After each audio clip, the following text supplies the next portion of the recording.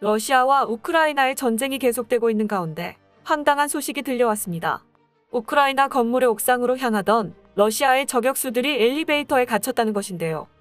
볼로디미르 젤렌스키 대통령은 지난 3차례에 걸쳐 위기를 넘겼다고 말한 적이 있었는데 어떻게 러시아의 작전이 모두 수포로 돌아가게 되었는지 엿볼 수 있는 계기가 되었습니다.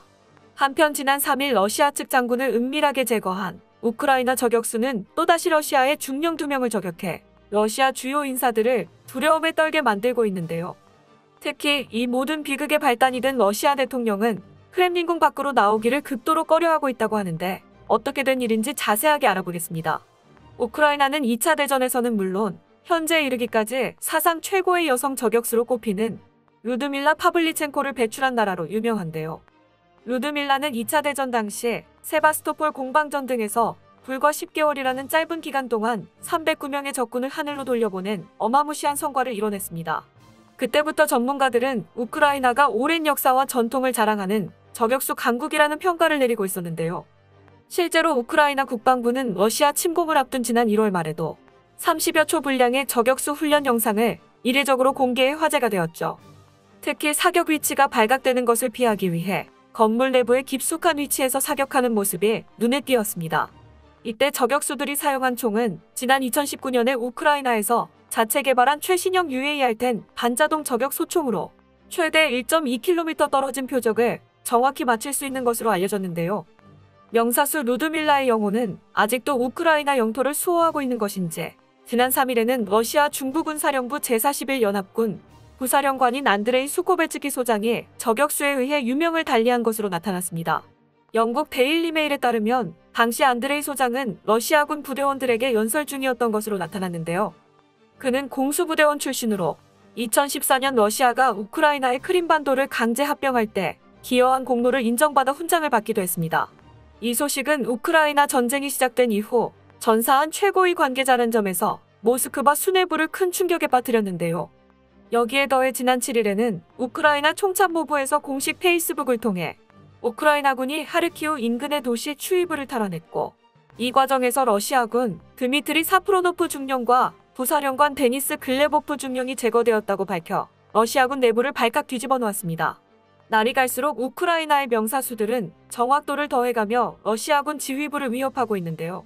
저격수의 표적이 되어 동료들이 차례로 쓰러지고 있는 작금의 상황은 그렇지 않아도 낮은 러시아 병사들의 사기를 곤두박질치게 만들고 있죠. 전문가들은 이러한 저격수의 활약에 대해 침공 초기부터 잡음이 들려오고 있던 러시아군의 명령체계를 위에서부터 뒤흔들 수 있어 향후 전쟁의 향방에 지대한 영향을 미칠 수 있다고 분석하고 있습니다. 게다가 키이우나 하르키우 등 우크라이나의 주요 도시를 침공하기 위해 필수적으로 시가전을 벌여야 하는 러시아의 입장에서 볼 때 우크라이나의 저격수들은 최신형 전차보다 두려운 존재로 다가오고 있는데요. 이와 반대로 러시아의 저격 부대는 단 한 명의 행정 직원에 의해 엘리베이터에 갇히는 해프닝을 겪었습니다. 동유럽 매체 등 외신에 따르면 우크라이나의 한 사무실 건물 옥상에 진입하기 위해 엘리베이터에 오른 러시아군 5명이 갇혔다고 보도되었는데요. 이들은 저격 임무를 위해 건물 옥상으로 향하고 있었고 당당하게 군복을 입은 채 엘리베이터에 오른 것으로 나타났습니다. 이를 목격한 건물 행정팀 직원은 수상함을 깨닫고 즉시 전기를 차단했다고 전해지는데요. 이 소식을 접한 전 세계 네티즌들은 황당함을 금치 못하면서 최신의 전차와 무수한 병력을 앞세운 러시아의 군대가 어떻게 우크라이나를 상대로 고전하고 있는지 짐작하고 있는 실정입니다. 물론 러시아군이 모두 이와 같은 허술함을 보이는 것은 아닌데요. 영국 더 타임스에서는 러시아가 지원하는 와그너 그룹과 체첸 특수부대가 젤렌스키 대통령을 3차례나 위협했지만 작전은 실패로 돌아간 것으로 나타났습니다. 올렉시 다닐로프 국방안보위원회 서기는 러시아의 우크라이나 침공에 반대하는 연방보안국 요원들이 사전에 계획을 저지했다고 설명했는데요. 만약 젤렌스키 대통령의 보안팀이 정보를 확보하지 않았다면 이번 전쟁의 끝이 극악으로 치달을 뻔했습니다. 그런데 젤렌스키 대통령이 느꼈던 위협은 이제 러시아를 향해 총구를 돌리고 있는 상황이죠. 지난 6일 크렘린궁은 우크라이나 원전 안전 문제와 관련해 논의하기 위해 러시아와 우크라이나 국제원자력기구 간의 3자 회담에 참여할 것이라고 밝혔는데요. 스푸트니크 통신에 따르면 러시아는 회담 장소를 우크라이나의 체르노빌로 하자는 국제원자력기구 측의 제안을 한사코 거부하면서 회담은 온라인으로 진행하거나 제3국으로 하겠다는 역제안을 내놓았습니다. 대통령을 비롯한 러시아 주요 인사들은 크렘린궁 바깥으로 모습을 드러내는 것을 아주 조심스러워하고 있는데요. 이들은 단지 저격수뿐만 아니라 전쟁에 반대하는 여론까지 러시아 내부에서 빠르게 확산되고 있어 더욱 대외적인 활동을 피하고 있죠. 심지어 러시아 당국에서는 우크라이나 침공 규탄 시위를 진압하면서 무력까지 동원하고 있어 많은 반감을 사고 있는데요. 러시아 인권감시단체 오비디인포의 보고에 따르면 현지 시각으로 6일에만 최소 4,000명의 반전 시위대가 경찰에 체포되었을 거라고 추산했고, 우크라이나 침공 직후까지 범위를 넓히면 13,000명이 넘을 것이라고 밝혔습니다. 이처럼 러시아 수뇌부는 안전한 곳에 몸을 숨긴 채 한마디의 명령만으로 무고한 시민들에 대한 폭거를 멈추지 않고 있는데요. 넥스타에 따르면 하르키우에서 주거용 건물에 대한 포격이 확인되었고, 노바카호바카에서는 러시아군이 우크라이나 시위대를 향해 발포하여 5명이 부상을 입었다고 보도되었습니다. 결국 러시아의 행패를 보다 못한 이들이 세계 각지에서 우크라이나에 직접 발을 들였는데요. 지난 6일 드미트로 쿨레바 우크라이나 외무부 장관은 전 세계 52개국에서 약 2만 명의 국제자원봉사자들이 러시아의 침공에 맞서 싸우고자 우크라이나를 방문했다며 환영의 의사를 밝혔습니다. 한 영국인 남성은 현지 매체와의 인터뷰에서 러시아의 우크라이나 침공을 막기 위해 이곳에 왔다고 말했는데요. 5명으로 구성된 이들 무리는 대부분 전직 군인이며 고도의 훈련을 받은 것으로 알려졌습니다. 이어서 그는 우크라이나에서 민간인을 겨냥한 공격이 이어지고 있는 현실에 분노하면서 이를 막아야 한다고 강조했습니다. 물론 영국 국방부는 전쟁의 국면이 전 세계로 확장되는 것을 우려해 영국 국민들이 우크라이나로 향하는 것을 불법으로 두고 있으며, 같은 문제로 우리나라에서 우크라이나에 지원을 하러 간 해군 특수전전단 소속이근 대위 역시 많은 논란을 빚고 있는데요. 그럼에도 2만 명이라는 세계 각국의 의용군이 러시아의 위협이 되는 것은 사실입니다. 이에 따라 러시아에서도 시리아 용병들을 소집하기에 나섰죠. 월스트리트 저널이 미국 정부 관리의 말을 인용한 보도에 따르면 러시아군은 현재 우크라이나 주요 도시에서 벌일 시가전에 대비해 시리아 전투원을 모집하고 있으며, 일부는 이미 러시아로 넘어와 군에 합류할 준비를 마쳤다고 알려졌는데요.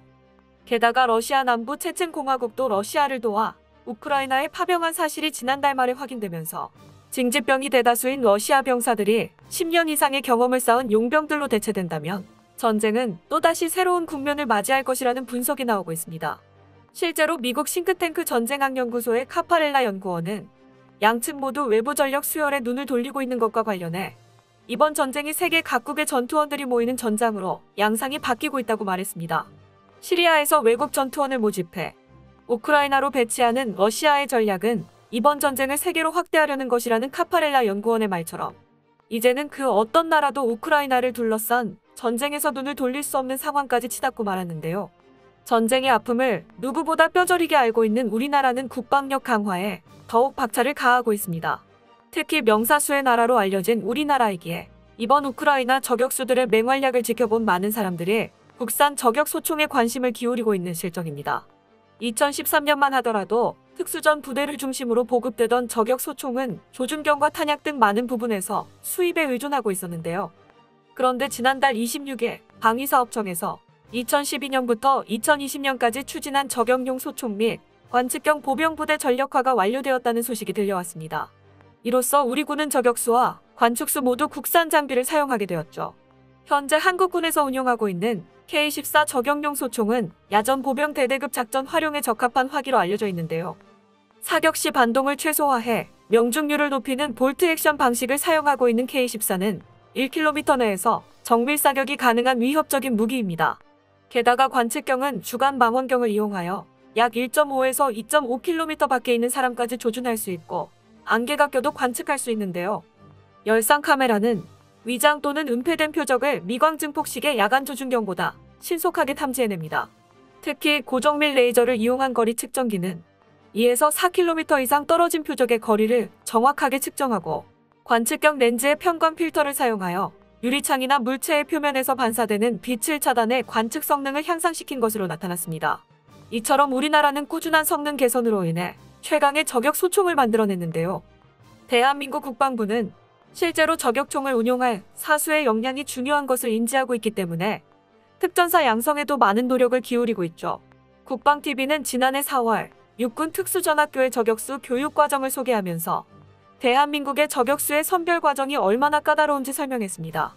이들은 단 10분 안에 3발의 탄환으로 100에서 800m 사이에 숨겨져 있는 표적을 제압하는 신기를 보이는 등 높은 경쟁률을 뚫고 뽑힌 최정예 저격 요원의 실력을 가감없이 보였는데요. 하루가 다르게 가까워지는 전쟁의 위협 속에서도 대한민국 국방부는 국민의 안전과 평화를 위해 나아가고 있습니다.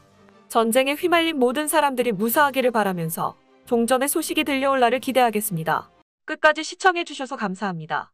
도움이 되셨다면 좋아요를, 다른 이야기도 궁금하시면 구독을 눌러주세요.